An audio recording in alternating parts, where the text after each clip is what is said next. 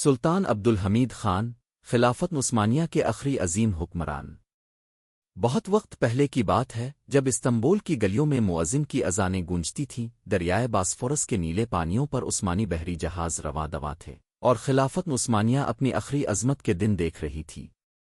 انہی دنوں ایک ایسا بادشاہ تخت نشین ہوا جو تاریخ میں اپنی بہادری، دانشمندی اور عزم کے لیے ہمیشہ یاد رکھا جائے گا۔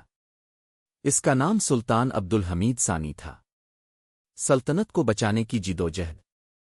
سلطان عبدالحمید نے 1876 میں تخت سنبھالا۔ اس وقت سلطنت اندرونی بغاوتوں اور بیرونی سازشوں میں گھری ہوئی تھی۔ یورپی طاقتیں سلطنت کے ٹکڑے کرنے کے در پہ تھیں، اور اندرونی طور پر بدعنوانی نے کمزوری پیدا کر دی تھی۔ سلطان نے دانشمندی سے حکومت سنبھالی، اصلاحات کیں اور جدیدیت کی طرف قدم بڑھایا۔ ان کے سب سے بڑے کارناموں میں حجاز ریلوے کی تعمیر شامل تھی، جس نے استنبول کو مدینہ اور مکہ سے جوڑ دیا۔ اس سے نہ صرف حاجیوں کے لیے سفر آسان ہوا بلکہ سلطنت کی معیشت کو بھی فائدہ پہنچا۔ سازشوں کے سائے۔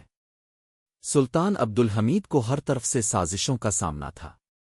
برطانیہ، روس اور دیگر مغربی طاقتیں خلافت کو کمزور کرنا چاہتی تھیں۔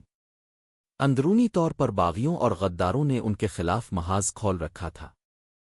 سب سے بڑا امتحان اس وقت آیا جب صہیونی تحریک کے بانی تھیوڈور ہرزل نے فلسطین خریدنے کی پیشکش کی، لیکن سلطان کا جواب واضح تھا: میں اپنی سلطنت کا 1 انچ بھی فروخت نہیں کروں گا، کیونکہ یہ زمین میری نہیں بلکہ امت مسلمہ کی امانت ہے۔ سلطان کا زوال۔ 1909 میں عثمانی حکومت کے اندر ینگ ترک تحریک مضبوط ہو چکی تھی۔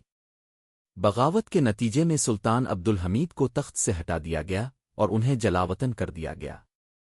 وہ اپنی زندگی کے آخری ایام استنبول کے قصر میں تنہائی میں گزارنے پر مجبور ہو گئے۔ ورثہ اور تاریخ میں مقام۔ آج بھی مورخین اس حقیقت کو تسلیم کرتے ہیں کہ اگر سلطان عبدالحمید کی حکمت عملی نہ ہوتی تو عثمانی سلطنت کئی دہائیاں پہلے ختم ہو جاتی۔ وہ آخری عظیم عثمانی خلیفہ تھے جنہوں نے اپنی پوری زندگی سلطنت کے دفاع میں گزار دی۔ اگر آپ کو یہ ویڈیو پسند آئی ہو تو ویڈیو کو لائک کریں اور چینل کو سبسکرائب کرنا مت بھولیں۔